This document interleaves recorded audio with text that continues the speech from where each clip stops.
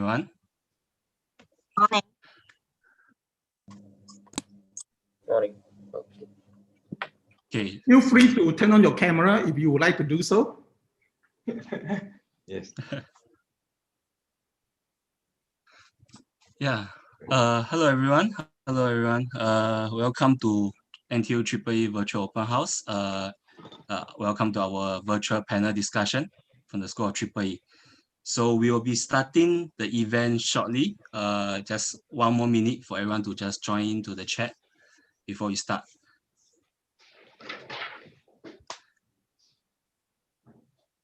Okay, so we have fair bit amount of people that already joined in. So hello everyone, my name is Jiafei and I will be the moderator for today's NTU Open House EEE Virtual Panel Discussion. And joining us today are some of the EEE professors and students that will be here answering some of your questions. And before we kickstart the event, official, we would just like to share with you some of the housekeeping rules. We would like everyone to put their Zoom on mute and turn on your camera if possible. And if you have any questions for any of our speakers, please feel free to type it in our chat box in the Zoom function, or you can actually post it on our EEE Slido page. Yeah. So hopefully we can have a very enriching panel discussion today. Okay, so we are all here. So with that, we will start our panel discussion official. Before we start, we would like to have a short introduction by all our panelists here today joining us. So we will kickstart the introduction from our chair, Professor Tan Yat Ping. Prof. Tan, please. Hi, good morning, everyone. I'm Yat Ping. I'm currently chair of the School of Electrical and Electronic Engineering at NTU. So it's very happy to see all of you here. I know that this is a very important decision that you need to make to enter into your next phase of your life. So this is the program that the School of EEE, we are offering you this two of the undergraduate program that you can consider. Myself actually received both all my bachelor, master, and PhD degree from in this electrical engineering. So I'm quite familiar with this topic, and which is one of the area that I'm very proud of and familiar myself a lot with all these so-called changes over the years. So this is the occasion, this is the opportunity there for you to find out more about this program, both the electrical and electronic engineering and information and engineering and media, these 2-degree program. So take the opportunity to ask as many questions as you may have. So we are here to help you to make the important decision so that you can have a wonderful future ahead of you. Thank you. Thank you, Prof. Tan. So next up, we have Prof. Ng, who is our Associate Chair of Student Life. Prof. Ng. Hello, everyone. Welcome to the live chat here. I have also done my degree in electrical and electronic engineering. In fact, I have done my bachelor degree and my master degree with NTU EEE as well. So I guess I'm in perhaps a better position than Prof. Tan to share with you as well in terms of what we can offer. But anyway, other than the academic pursuit that you can expect if you do a degree with us, our school actually also have a wide range of non-academic endeavors that you can also participate to help you develop skills and expertise in varying areas. Okay, so we'll certainly be happy to share with you if you have any questions on those. Yeah, thank you, Prof. Ng. Next up, we have Prof. Gui. Prof. Gui, please. Hi, very good morning to all of you, and then a very happy Chinese New Year to you. And then I'm Ba Hui, or you can call me Prof. Hui, which students like to call me. And then I'm currently the assistant chair of outreach in School of EEE. And then I've been teaching in the EEE for more than 20 years. So it's actually that I like to share with you my so-called experiences and how we advise the student, and then as well as courses, program, and then the life in NTU, and then also career prospect, if you'd like to hear from us. And then being one of the founding school in the NTU, one of 3 founding schools in NTU. EEE is definitely one of the wider courses and very a good degree for you to pursue, engineering degree for you to pursue the career or whether a research field in the future, or whether you want to go to overseas to pursue your entrepreneurship or even this exploration. So in here, so it is our great opportunity to share with you, since you have just got your A-level or polytechnic certificates, and then now is a time for you to select the one of the degree program for you to pursue your undergraduate degree. And then we are like to offer the advisors on these 2 undergraduate degree program. One is electrical and electronic engineering. One is information and engineering media, which I think later we will share with you more detail. Okay, thank you. Thank you, Prof. Gwee. So not only do we have our professors here joining us today, we also have EEE alumni. So Takin, do you want to share with us? Yeah, good morning, everyone. So my name is Tak Ging, and I graduated from the Electrical and Electronics Engineering course 4 years ago. So during my time in NTU, I participated in the Garage at EEE programs, the outreach programs, the leadership programs, as well as a EEE club program. So I've been pretty active in student life, so you can ask me about that as well. But currently, I'm working as a data engineer for a small consulting company. So some of our clients include banking, retail, pharmaceutical, and telecommunications. So feel free to ask me about any career opportunities that a EEE graduate would have upon graduation. Yes, thank you, Takin. So if you have any career-related questions, feel free to direct it to Takin. So next up, we have Stella, who's a year 4 EEE student with a double major. Stella, do you want to share with us? Hi everyone, I'm Stella. I'm currently in a year 4 in electrical and electronic engineering with a second major in business.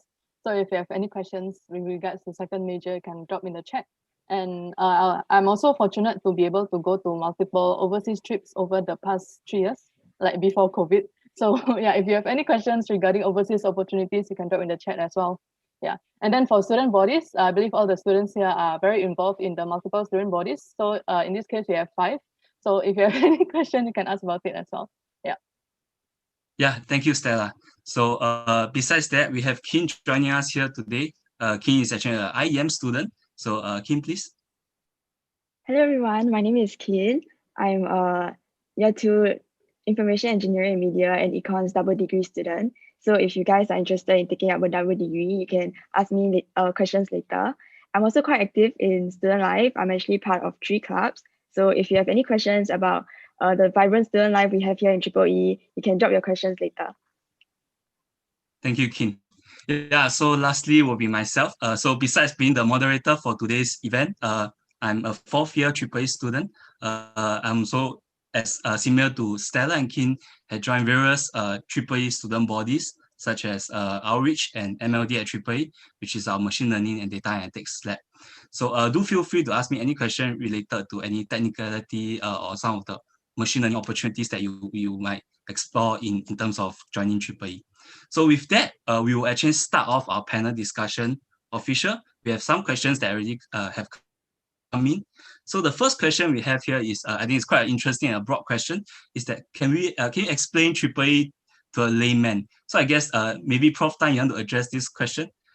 What is EEE all about from your point of view? Okay, of course, there are many ways that to understand what EEE is about. So, but the way that I think is good for students to know about this is you look at what we do, right? And if you get a degree from electrical and electronic engineering, what profession that you can join in the future, right? So in EEE program, basically students will study 3 broad areas of the subjects.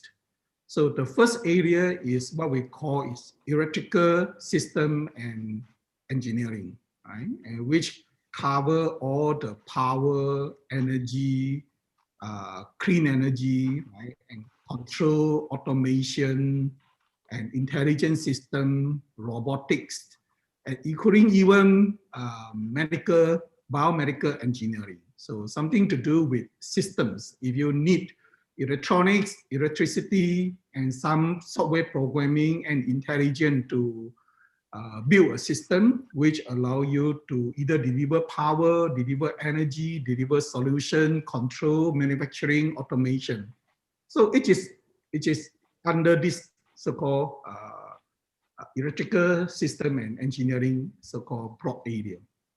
So in the second discipline or the subject area is so-called electronics, right? And which include all the semiconductor, IC design, even photonics and electronic circuits. So all these are the so-called area that cover under electronics. In fact, Prof. Guiba Hui is an IC designer, and he actually used machine learning and neural network, and now lately actually look into some kind of security, hardware security. So which you can see that it is a very, very broad, even the IC designer, electronic engineers, and then they also need to have the knowledge of all these so-called hardware security, right? And then even the applied neural network in this particular topics. And Prof. Ng is actually semiconductor, right? And photonic semiconductor device and materials. So which is also under this area. And that area is what I call it information system and engineering, infocomms, right? Which is the area that I'm in. So which cover signal, image processing, audio, video, 1D, 2D, and 3D signal processing, and AI, machine learning, and communication, 3G, 5G, 6G, right? And even the satellite communication. So that gives an idea is how broad the EEE actually cover in this. Because EEE is not a new discipline. We have been around for many years. And the reason we continue to be around and make impact because we keep evolving and we keep actually expanding the area.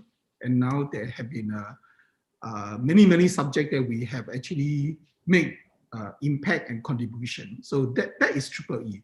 So you can imagine that once you equip yourself with such knowledge and you have a very broad knowledge of all these disciplines, and which will help you to find many possible jobs available, including Tak Cheng mentioned that be a consultant, right? And consulting finance institute, right?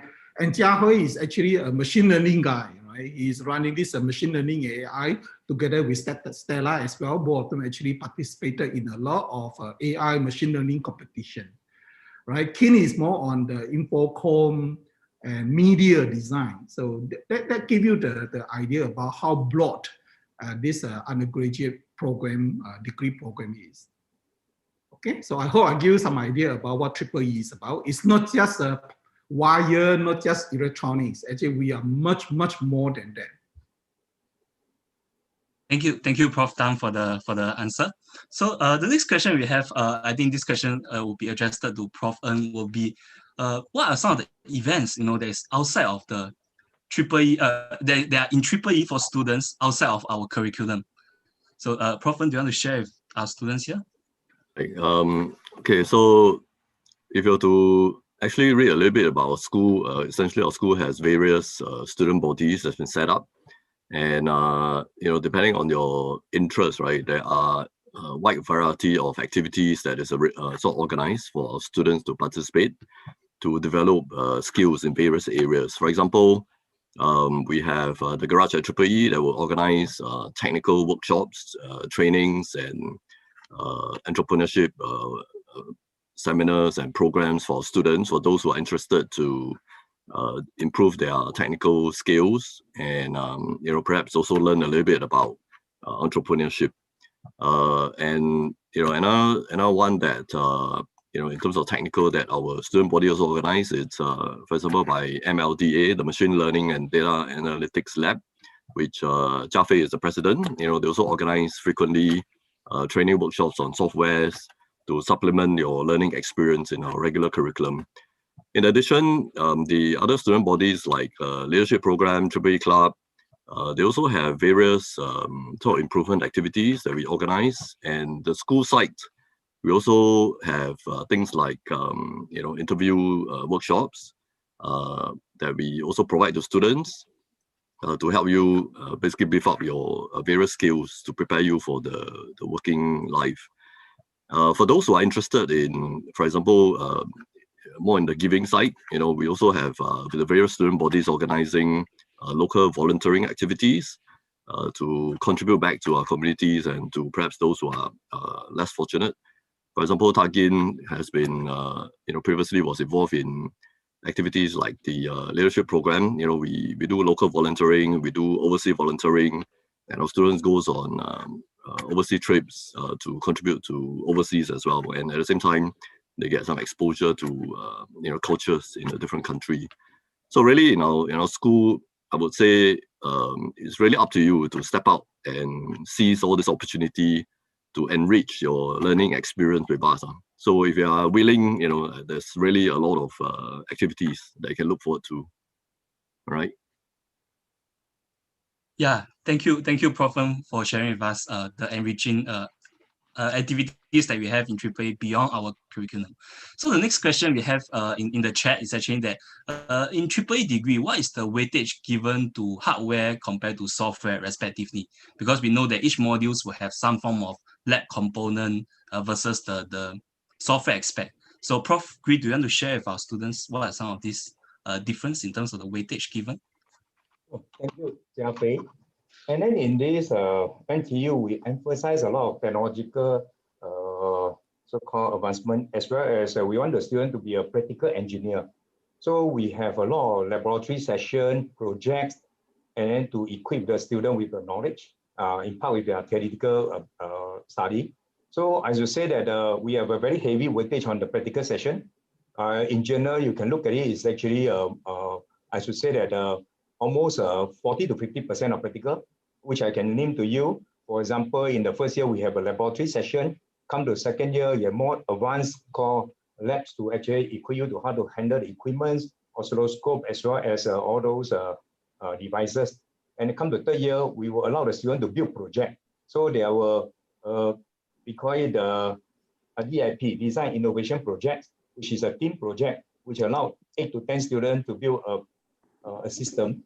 And then come to second part of the third year, usually a student will go to the company to do their internship. And during this internship, student would so-called work together with a manager and also the engineer to do the practical and also industrial job.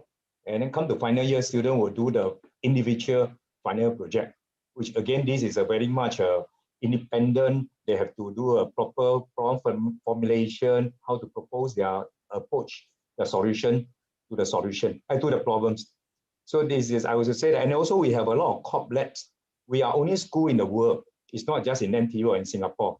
We have 5 corporate labs. This corp lab, which is a Rolls-Royce corp labs, SMRT corp labs, this Delta corp labs, this ST corp labs, as well as a newer one, which is a Continental corp lab. So all these corp labs allow the student to work in the laboratory where the industry bring the research labs into the EEE, and then the student can work together with the engineer, with the company on the company problems. So we have a lot of very heavy emphasis on the practical for this EEE and IEM programs. Thank you, Jia. Yeah, thank you, Prof. Gree. So the next question we have is, I think is more relevant for Takin. So some of our students would like to actually find out that what are some of the different job prospects that a AAA degree open you up to for you. Thank you, Jia Fei. So the slogan of EEE, or School of EEE, is 1 degree, a world of opportunities. So, and that is quite true in my experience, right? So I'm personally working as a data scientist / data engineer, and I have a lot of friends working as project managers for aerospace companies, cybersecurity consultants, and of course, definitely there's a lot of engineers in a lot of big companies like ST, Qualcomm, BCA, D-Star, DSTA, and Singtel, etc. So along the way, there are also people who found their way into Facebook, right, as account managers.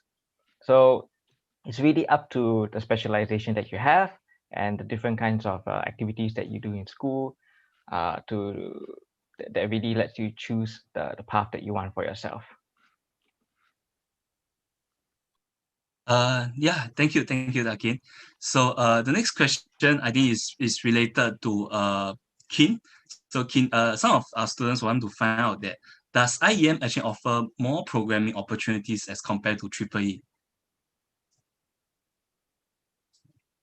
In IEM, we do take more coding mods as compared to EEE students. So in IEM, we actually get to learn like more coding languages like Java and SQL as compared to like EEE students who only learn like the basic of the coding modules. But in EEE, if you're interested in like coding, you can also take up a specialization in info communications, which allow you to code more, like focus on the software side as compared to the hardware side. And thank you, Kin. So the next question we have, I think this is very relevant to Stella. So Stella actually has is fortunate to actually embark on an internship experience abroad in Silicon Valley. So the student would like to find out what are some of the internship opportunities that EEE students are given during their course of study. So Stella? So during our course of study, we actually have a compulsory 6-month, 1 semester internship. It's a 20-week internship for single degree takers. So usually people will either go, so there are 2 options, first of all. So you either go local internships or overseas internships. Actually, nowadays, overseas internships are still ongoing, just that people are working from home. So it's a literal working from home, which can be quite fun. Yeah. So if you do have, if you are planning to work locally, then local internships are offered, such as to work in the various EEE software companies or even banks in Singapore. So we have a career attachment office that's very active. So you can actually have a career coach and then like consult the career coach from there. Yeah. As for overseas internship, we actually also have a few programs that you can lead to either interning in overseas startups or overseas big companies as well. And last but not least, you can also apply to wherever you want to go, which you can self-source with the help of the network from the school, of course. Yeah, thank you, Stella. So the next question I think one of our viewers have here is that I think it's quite relevant and quite interesting. So is that they want to find out that will the curriculum sort of change or adapt to emerging industries such as electric vehicle and also clean energy. So I think that is what mentioned in the Deputy Prime Minister's budget plan. So Prof. Tan, would you like to address this question about the EEE curriculum? Yeah, sure. Okay, this is one of the areas that EEE is very good at. And as I mentioned earlier, that one of the reasons that EEE, this particular electronic engineering, right, has been around for so many years. And this is also the program that if you go to all the major universities, both within or outside Singapore, you likely can find similar program. So one of the main reasons is actually we keep reinvent new so-called areas and also branch out to the new emerging topics like this electric vehicles, smart grid, clean energy, autonomous vehicles, and all these are the so-called areas that are now our professors and students, they are involved heavily in addressing many of the challenges. In particular, one of the areas that we are now looking into will be this so-called cobot. Human and robots, how do they work together? Perhaps you heard about this Hyundai is coming to Singapore to set up this fully electric vehicles plant, which is just outside NTU. And they are going to get human and robots work together to customize, build the cars that actually you prefer, you design. So these are the areas that now we already have projects and starting working into this, and how do you make sure that the workplace is safe for robots and the humans to work together, right? A human is more intelligent, more flexible, adapt to the situation, right? But robot actually can lift heavy object and it will not feel tired, can work 24 hours. But when these two come together, how do they actually take advantage of the strength of each other so that they can complete the task much faster in a safeguarded environment? So all these are the topics that now we are looking into. So that is actually one of the strengths that as EEE students, they are going to be exposed to. And it's very important that where I see that we will never know 20 years from now what will be the main jobs, what will be the so-called the expertise required for the jobs going to be available in the future. But the EEE program would let you have the kind of ability to learn new areas and to branch out to the new topics which may come out in the future. So which I myself, I see that this is one of the key strengths of our degree program, which is very broad and very adaptive, and also look into the future so-called important emerging areas. Yeah, thank you, Prof. Tan. So the next question that we actually have here, I think, is some of the students have this concern whether would the intake increased for this year because fewer students are actually going overseas due to COVID-19. So Prof. Gui, do you want to address this question for some of our concerning students here?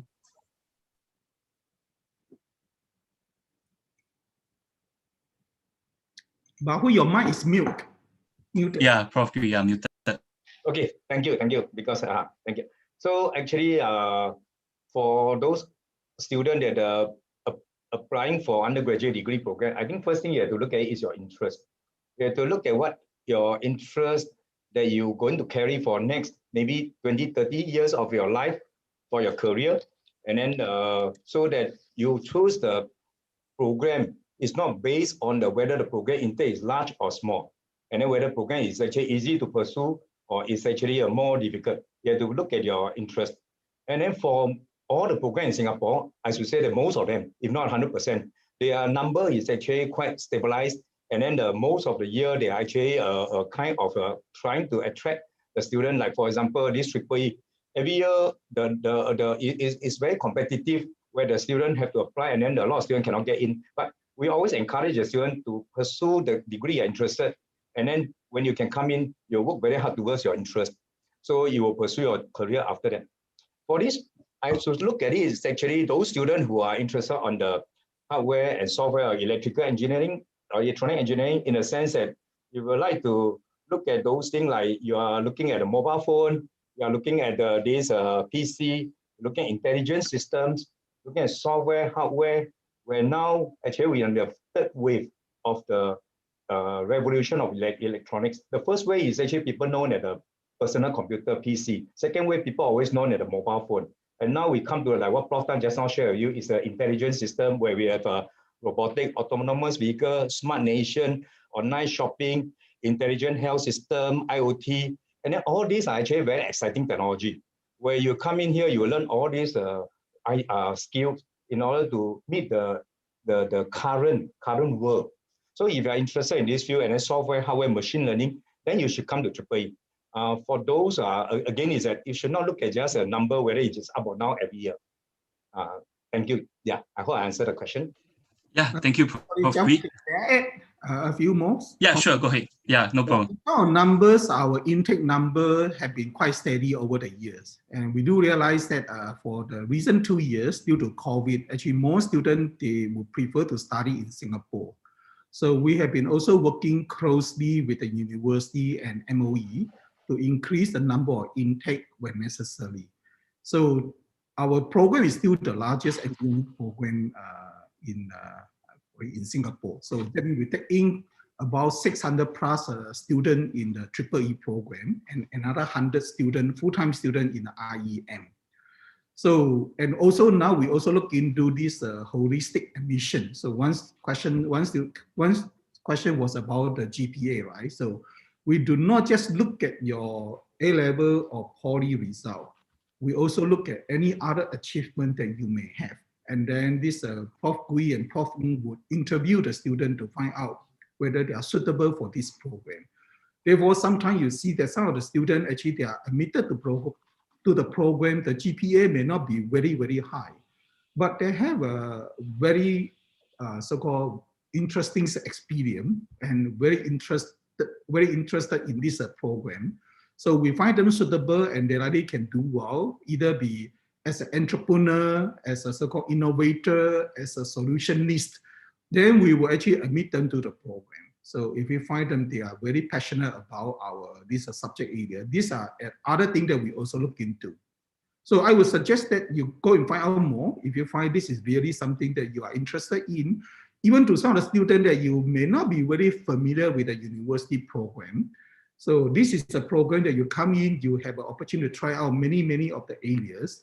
Then when you move on to the higher year, you can actually decide which areas that you want to focus your studies on. So something that actually you can explore later. So do talk to our staff and do talk to our professor and student to find out more about this program. Yeah, thank you, Prof. Tan. So I think there's just one question that just came in. I think sort of Prof. Tan addressed it. So the student actually wonder with her or her current grades, would there be a chance to be accepted into NTU EEE? I think it's more of a case-to-case basis and is subjected to review by the faculty itself. But to answer the next part of the question is that I think the student is keen to take on computing subjects and even going into a course related to machine learning. So maybe I think I'm in a position to give some feedback to that question. So I'm the president of machine learning and data analytics lab here at the School of EEE, and we are the only AI lab in the whole NTU. So as you can see from that, the school actually focus a lot of effort in terms of training students or preparing them for the career path in data analytics and machine learning. So and also beyond that, in the year 4, as what Prof. Tan mentioned, you will be given a choice to specialize in one of our specializations. So machine learning and data analytics is definitely one of that specializations that you can choose. And with all the enriching events that MLDA will actually offer to students, I think definitely EEE is the course. If you are interested in machine learning and data analytics, you will want to join. So hopefully that answers your question. And I think there's a question regarding how is the overseas internship program affected due to COVID-19. So Stella, do you want to share your experience with our student? Yeah, so I went for my overseas internship right at the start of 2020. So it was a happy start. But at midpoint of the program, we actually got to call back. And then for now, students are actually working from home. So the working from home is a literal distant working from home, which can be quite fun because the time difference and all, it trains you for the future workforce, I believe. Yeah, and then so for now, and I think for the coming SEM, so overseas entrepreneurship program actually offer a working from home kind of scheme. So where students are actually still linked to the thriving startups in the different hotspots in the world, such as Israel, Silicon Valley, China. Yeah, so you can actually work from home. And then some of the startups are actually developed enough to have their own office in Singapore. So on top of having a network in the Silicon Valley side, you actually have a network in Singapore side as well. So it's like kind of a kill two birds with one stone. Thank you, Stella. So we do have a question. I think this question will be addressed to Prof. Ng. So beyond the fact that students in EEE are given opportunities to go abroad for internship or for exchange, are there other opportunities to actually for EEE students to travel abroad for experience or voluntary experience or work? Yes, I mean, yeah. After COVID, right? Okay, so as I mentioned just now, we do organize overseas volunteering trips for students to contribute to countries that's perhaps less developed. On top of that, we also organize cultural trips to some places as well to visit, countries and sort of look at EEE-related industries in those countries and give students a sense of a worldview of how this industry in various countries is like. Other than that, there's also times where we organize activities where students work with companies on problem statement that a specific company may have. For example, two or 3 years ago, we have a group of leadership students who work with 2 companies to basically help them to solve specific problems that they may have and see whether they can come up with some suitable solution. And after the project, they were actually invited to their overseas headquarters to present the solution. At the same time, they also get to interact with the engineers over there. On top of that, under the outreach ambassadors, Prof. Gui in the past has also been organizing these trips for students to visit this engineering-related industries. And in fact, for the past few trips, they have to bring them to places like Silicon Valley. And in fact, last time we wanted to do one as well, but because of COVID, unfortunately, we have to sort of hold it for a while. Yeah. So there's really a lot of varying opportunity for students. And of course, other than that, our students are also very active in competitions, and sometimes our students do get sent overseas to participate in competitions overseas. And if I'm not wrong, I think Tagin has also been on such overseas competition before, right? Tagin? Yeah, to Thailand, right? If I'm not wrong. Yeah. So we went so opportunity is there, it's really up to you to seek out all these opportunities and participate in some of this. Thank you, Prof. I think the next question should be directed to Kin. So the student had this question is that because as we know that Kin is actually doing a double degree, so the student felt that have this question whether is double degree stressful and is it worth doing or worth So I think whether it's stressful or not really depends on like how you manage your time and you prioritize like the things that you need to do. Although it's true that double degree students have to take more modules as compared to single degree students, the program is actually spaced out over 5 years. So I'll say like the workload is still pretty manageable in each sem, and I would even dare to say that it's around the same as my single degree friends. And I think like the challenging or the stressful part about taking a double degree is that like all our modules are actually graded as compared to single degree students who can choose to exercise their pass-fail options on their general education modules. Whether or not if it's worth to take a double degree, I would say yes, it's worth it. I don't regret taking our double degree. I think personally, I'm quite passionate about economics, and I think it's quite important to take up like a social science degree in this climate today. So I think if you're interested in like econs or taking up like something different as compared to engineering, I think you should really go for it. And even though like engineering and economics doesn't look like they have a lot of things in common, I like to say that like econs actually help me gain additional perspective in the things that I'm studying in engineering. Like for example, in my data science and artificial intelligence module last sem, I actually learned like a lot of the mathematical statistics models in econs, which when I apply to my machine learning models really helped me gain like an additional layer to it. Yep. Yes, thank you, Kin. So we have one question for Takin. So Takin, will you share with our students here what are some of the modules that actually you took back then when you're in EEE that actually helps to propagate or propel your career once you start working? Well, I would say that on top of the modules, there's a lot of various experiences in EEE that are really, really useful in the industry. Right. So, for example, in the garage space, I learned how to work with Arduinos and Raspberry Pi, and that is directly translatable into work experience in smart manufacturing or Industry 4.0, also known as Industrial Internet of Things. So these hands-on experience, even though they're called co-curriculum, they're actually very, very important for you to gain experience, hands-on experience, so that you can hit the ground running, so to speak, on the first day of your job. So on top of that, Jia Fei, your MLDA lab also certainly gives a lot of experience to data science and data engineering. So these would fit really, really well into all of these data analyst style of jobs that are really hot these days. As well as I did my final year project in robotics. So if I wanted, I could have joined a robotics company locally or even overseas. So there's a lot of autonomous vehicles and hardware development going on these days, right? For example, there's self-driving cars. There's a lot of startups in One North.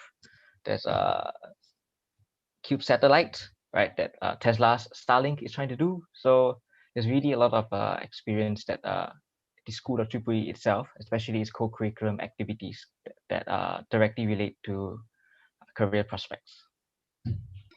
Yeah, thank you, Takin. I think that really sums up the 1 degree world of opportunity for us. So we have this question related to poly students, I guess. What are the diplomas that are relevant to be eligible for direct entry into the second year. So Prof. Kui, do you want to address this question? Prof. Kui? Okay, so let me just help Prof. Kui to answer here a bit. I think he has some technical difficulty. So I think personally, I'm a Poly student. I'm actually from Ngee Ann Poly Engineering Science. So I would say that most of the diploma that you study under engineering can be relatable to EEE. So in fact, engineering science focus a lot on research and all aspects of engineering. So once you have the basic skills in terms of coding, hardware, and software, that will give you a sort of a form of eligibility in terms of going into a direct year two program. Then if you are considering in terms of a sense whereby you want to manage your workload, you have the flexibility to actually start from year one or even extend a bit of your direct year two. So whichever is more comfortable for your personal preference. So okay. Next up. Okay, can I? Yeah, sure, Prof. On that particular question. And so for those students from Poly, right, you should be able to go to see there is a list of the programs which you can apply for admission to EEE or IEM program in NTU.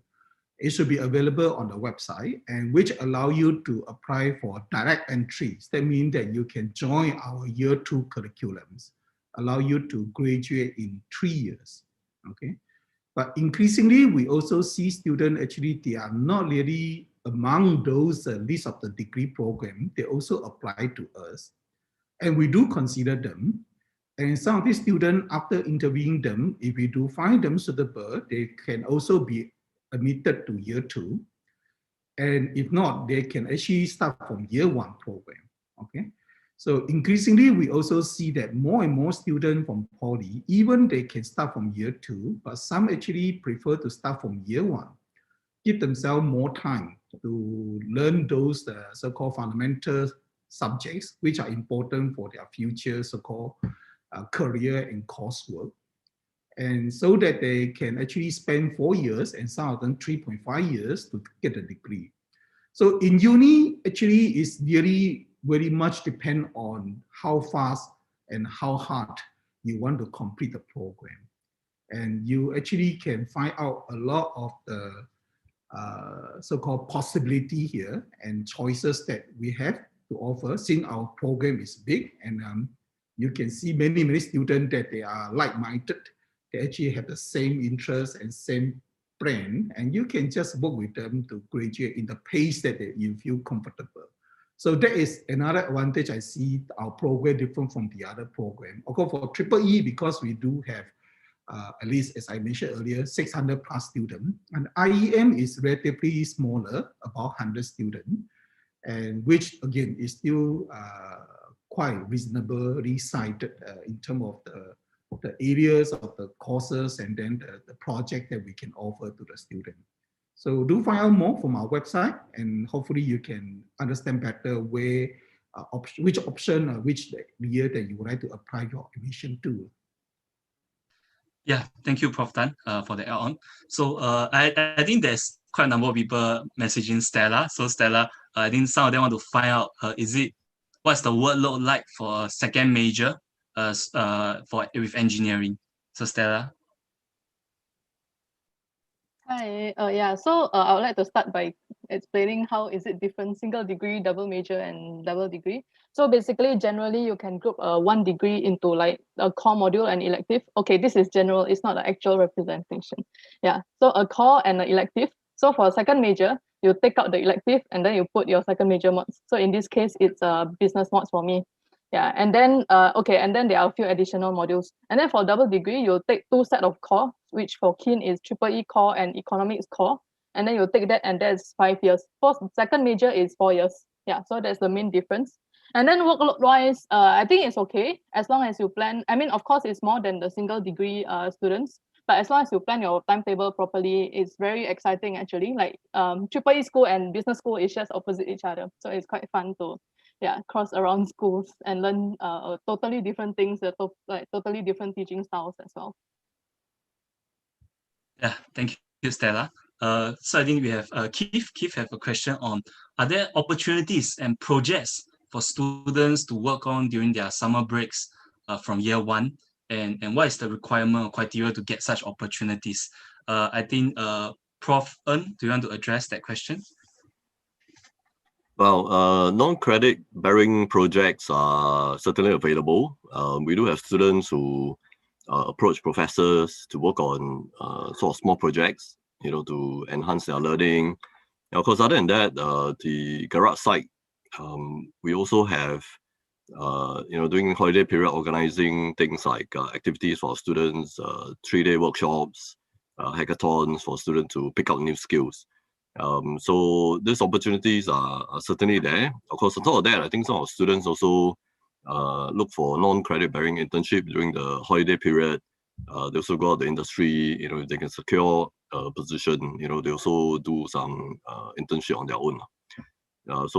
But school-wise, there's certainly opportunities because our profs are all very active in research.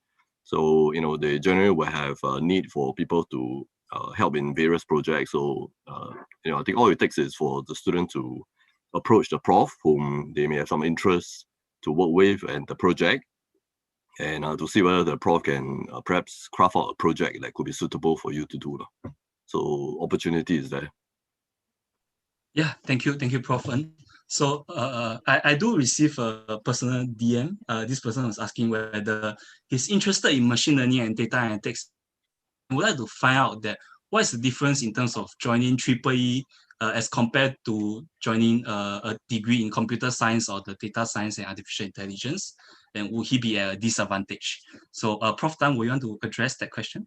Jaffe, probably you can also add on later. So yes, I'll add on. Yeah. You see, data science or machine learning and AI, they are not quite the same thing, right? And computer science, machine learning and AI. So machine learning and AI, this topic are studied in many, many degree programs and not just under School of Computer Science and Engineering.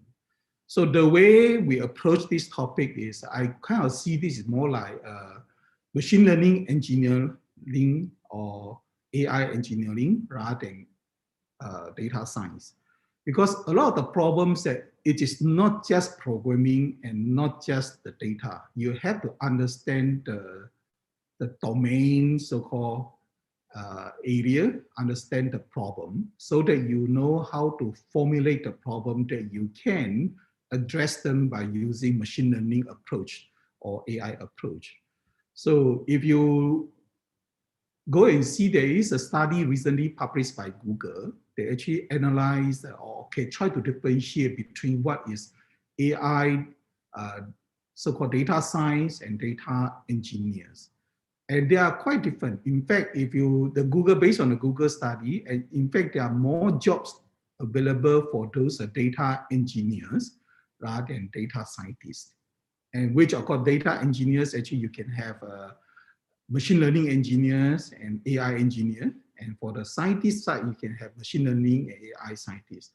So the difference is in EEE, beside AI and machine learning, you also learn those domain knowledge. For example, earlier on I mentioned that Prof. Hui actually apply machine learning or AI to do IC design, to do this so-called security, hardware security. So which he has a domain expertise, and then he knows how to apply the tool to solve this problem, which is actually, in fact, very important, right? We also have work that they apply AI machine learning to robotics, to satellites, to communication, to this material science, to manufacturing, and there are many, many applications. Without the domain knowledge, you will not be able to really solve the problem fully and efficiently. So, and in computer science, of course, beside machine learning, AI, they also study those programming, OS, all those more software or computer-related subjects. So, which is a kind of different approach to so-called address this kind of knowledge, which is very common. You go to overseas, be it the top university in the US or UK and Europe, You also find machine learning and AI under EE and other disciplines, and not just under School of Computer Science and Engineering. Maybe can I share a little bit more? Actually, yes, my PhD was in the machine learning, artificial intelligence, and then the fuzzy system, neural network, and also genetic algorithm. And then I graduated from UK, and then I worked in US before. So you can look at the perspective in the world. So when you study an undergraduate degree, you want to study as broad as possible. And then AI is everywhere. So this artificial intelligence is actually, you make use of the information data we have. We're trying to use the machine neural network to actually learn it so that the machine can perform a kind of better job than human being to do the whether autonomous control vehicle, controlling the vehicle, or you want to do a recognizing a human face. So in EEE, actually, the difference between EEE and the computer science is actually we also look into the, we call it hardware devices as well as system. So when we talk about system, we talk about intelligent system, where you actually look at all our hardware perspective. So when you build a robot, you cannot just look at software. You have to look at hardware. When you build a vehicle, you have to look at hardware as well. Mobile phone, you have to look at hardware. So a lot of things, I should say, the main difference between the computer science as a EEE is a wider perspective where you also look at the hardware's perspective. Because I was a software engineer after I graduated for about 2-3 years. I've been sitting in the computer, in front of a computer for every day, more than 10 hours. That was my first job. But after that, again, I go back to the hardware to understand and then to build a lot of hardware. Now I'm heavily involved with the National Research Foundation on the cyber security in the hardware security perspective. So we do a lot of hacking. We also do a lot of kind of countermeasure. And this is, we call it the white hat and the red hat. So that's what we can apply the machine learning to the different aspects. Yeah, thank you. Yeah. Thank you, Prof. Gui. So just to add on that point from a student point of view, from my point of view, I feel that actually one of the reasons why I choose EEE is definitely that I want to learn machine learning, but have a broader point of view from what Prof. Tan and Prof. Gui mentioned. And in fact, actually, I'm planning to do a graduate study overseas in machine learning, artificial intelligence. And a lot of the interviewees that talk to me, they're actually quite delightful that I have a bachelor degree in EEE as compared to a group of people that's coming from the CS side, because I have a more of a broader view in terms of embodied AI. So from robotics to automation systems to network systems. So they give me a sort of a strong foundation in terms of further study in the field of machine learning, artificial intelligence. So, and also we know that AI has been rising over the past few years. So everyone is sort of at a certain similar platform to start off. So there's no much a significant difference. And also, in fact, in MLDA, we have a lot of members that's from School of Computer Science and DSAI. So I don't see that there's a huge difference. So hopefully that answers your question. And we have one more question. So this question I think is okay, sorry. Yeah, so I think this question is sort of addressed to Kin. So what are some of the technical aspects of IEM to gear up towards computing and programming? And what's the similarities between EEE and IEM, or what are some of the advantage that you guys really have? Kin, do you want to address that? Yeah, maybe like the profs can add on to what I'm saying also. For IEM, the technical modules, other than programming, we also do other technical modules like telecommunications, where we learn about the computer networks and like digital signal processing and stuff like that. We also do like microprocessors and stuff. So it's not just like 100% coding, but yes, we do more coding than EEE students. And I think for the second part of the question, which I believe is the advantage of IEM over EEE, is that I think if you're interested in taking up a more like I'll say multidisciplinary or like cross-disciplinary degree where you get to learn like a lot of like different things from different schools, I think IEM is a good place for you because you really get to like see a lot of things from different perspectives, and you can also go into a lot of industries which are more like towards, if you are an artistic or creative person, you can go into a lot more design industries as well. Yeah. So maybe I can add on to that particular question. Actually, we started this IEM program around 2006. At that time, the Infocom authority, right? They realized that there are a lot of so-called jobs available in Singapore, but there are not many students actually applying to those jobs. And in EEE, as I mentioned earlier, that we have this final year option on this Infocom engineering, which is a kind of IT and signal processing and communication. So some students actually would like to study those subjects actually from year 1, right, and wait until year 3 or 4. So because of that demand and because of the interest, and we actually started this program, which students actually will study less courses in electrical or electronics, but they will start focusing more on infocom subjects. So then beside that, we also want the student to be exposed to art and media and communication, this so-called subject, which is offered by other schools like Wee School and ADM, right? Art and Design and Media School in NTU. So because the way we see is that engineers, they do not just solve technical problem. It is also important for them to express their solution, express their idea in a very so-called efficient or easy to be understood way, so that those so-called users know what they're talking about. So they actually receive a lot of training about how to so-called present their idea, how to design their product, how to even make a simple so-called publicity material. It can be poster, can be image, can be video, can be any other media to really present their idea. So that is how IEM different from the traditional EEE program. Of course, if you study a second major like STEDA or second degree like this Keen, then you actually add on even other discipline into your knowledge base, which is, of course, certainly is actually very important for students to fully so-called develop or immerse themselves in all these important areas. Yeah, thank you, Prof. Tan and Kim. I think there's a lot of question in the chat that is regarding like admission process, whether their grades fit the admission criteria. So I think to just address all as a whole, I think it's more of a case-to-case basis. So please feel free to write into the EEE school, and it will be subjected to review by the faculty.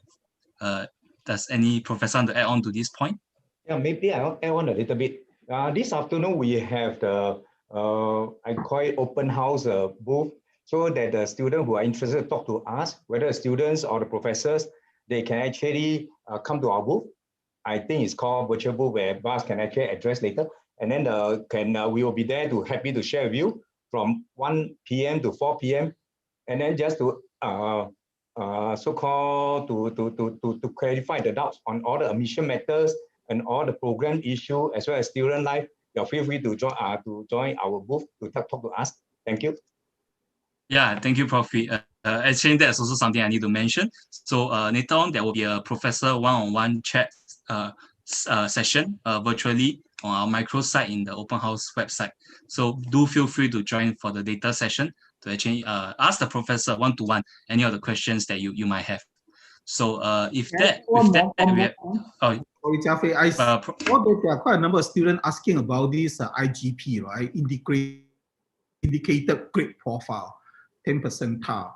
Again, as I mentioned earlier, since last year, we started this so-called holistic admission so-called exercise. In fact, quite a number of students, they may not meet this so-called IGP requirement. They also apply, and we will also consider their application by looking into their so-called spatial, so-called interest and expertise, some of the experience that they have. So do apply to us, and then you will be so-called considered under this holistic application path if you have, beside the coursework GPA, you have other so-called interests and experience. Yeah, thank you, Prof. Tan. So if there's no more questions, we have come to the end of our today's virtual panel discussion. So before we end off, we hope to actually take a group photo together with everyone here, and the participants do feel free to turn on your camera and join us in this group photo. Bas, you will be taking the photo? Yes, I can do that. So far, I Okay. don't see any students there, so it's just you guys. Okay. Just give me a second. Yeah, please feel free to turn on your camera and join us in this group photo. So that next time when you come and join us in the School of EEE, you can share with your professor that you are here for the session. Okay. Okay. You just wait for another Yeah. 2 more minutes. Yeah. And this will be also posted on our social media. So do follow us on our social media page and to find out more about EEE and what's going to happen in the subsequent events to follow for today. Okay. So without further ado, Bas, can you have take a group picture together? Yeah. So Everyone just everyone, look give in me front your and best smile. Just give me a second there. okay. Okay, I'll take a few more. Okay. Yeah. 1, 2, 3. Okay, I think we've got it. Okay, thank you. Thank you everyone for joining us for today's virtual panel discussion. If you have any more questions, please join us in our later 1 o'clock session, one-to-one chat with our professors to address any of the questions that wasn't addressed during today's panel discussion. And we hope to see everyone soon in the School of EEE. Thank you. Thank you. Bye-bye. Bye. Take care. Bye. Thank you, Tak Ching, Jia Fei, Keen, Stella. Thank you. For your help. Thank you all the help. Thank you. Bye. Thank you. Bye-bye.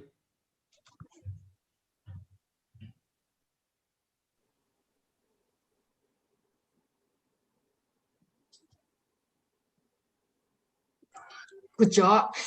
Good job, everyone. Well done. Okay, thank you, you. everyone. Thank you. Thank you. Thank you. Bye. Bye. I'll end the meeting.